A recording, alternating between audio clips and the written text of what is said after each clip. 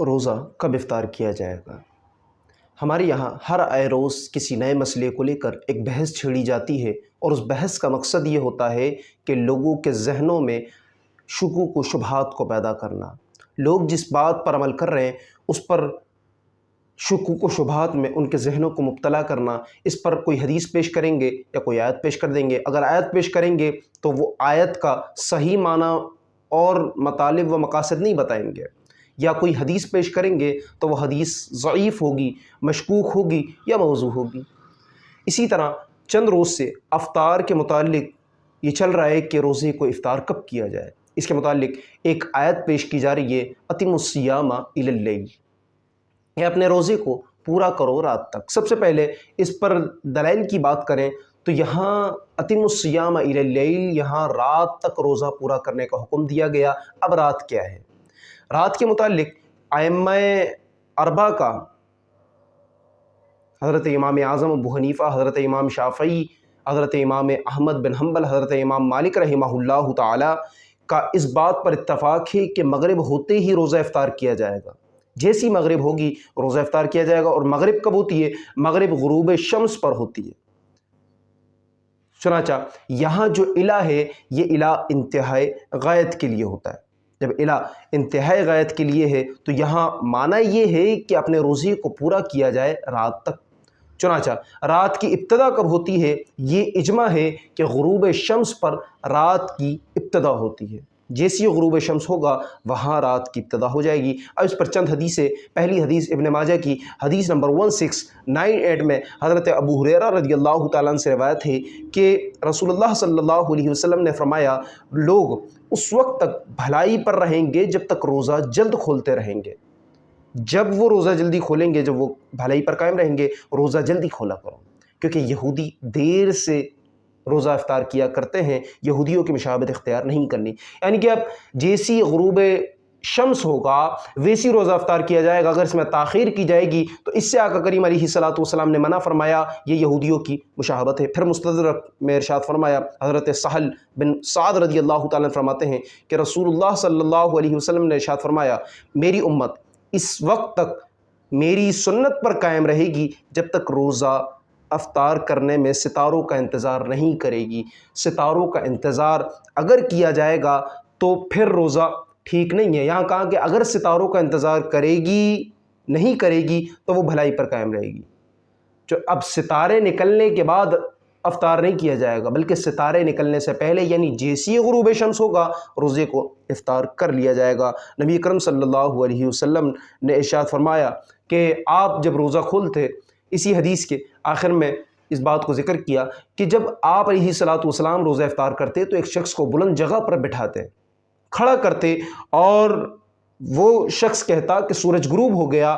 وہ شام کے وقت بٹھاتے، وہ کہتا کہ سورج غروب ہو گیا، آپ علیہ الصلوۃ والسلام روزہ افطار کر لیتے۔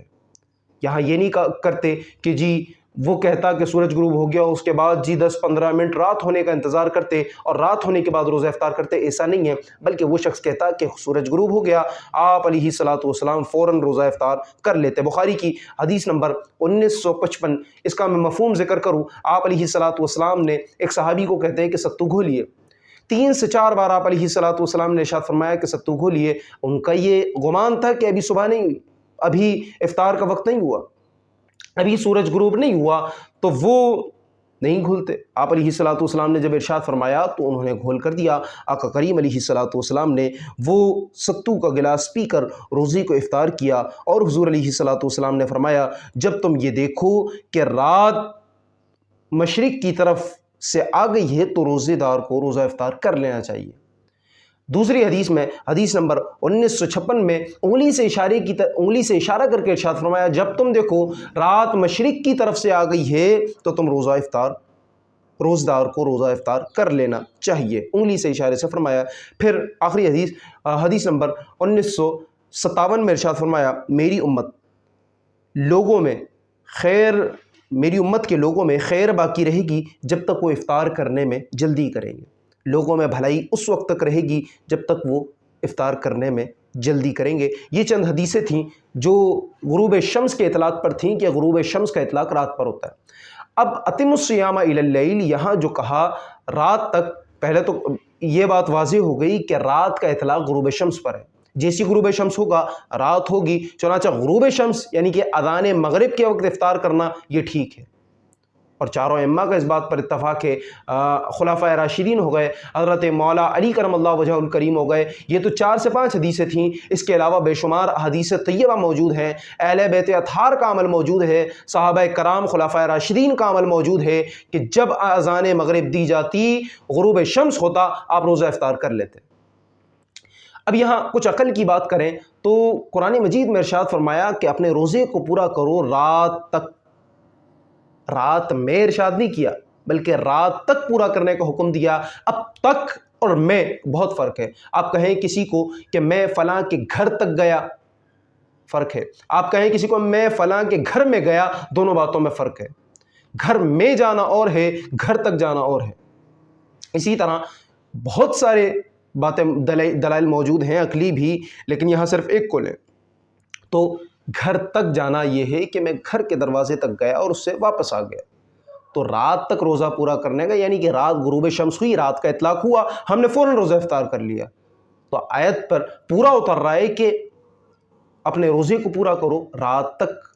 اب جیسی رات ہوئی ہم نے رات تک پورا کیا، رات میں پورا نہیں کیا۔ اگر آپ نے رات میں پورا کرنا ہے، آپ کہیں کہ جی نہیں ہم غروب شمس کے 15 منٹ بعد، 20 منٹ بعد، آدھے گھنٹے بعد کریں گے، تو ٹھیک ہے، آپ پھر ایسا کریں، آپ عشاء کی اذان سے 10 منٹ پہلے آپ روزہ افطار کریں۔ عشاء کی اذان ہو اس سے 10 منٹ پہلے، کوئی شک نہیں ہوگا، نہیں کرتے۔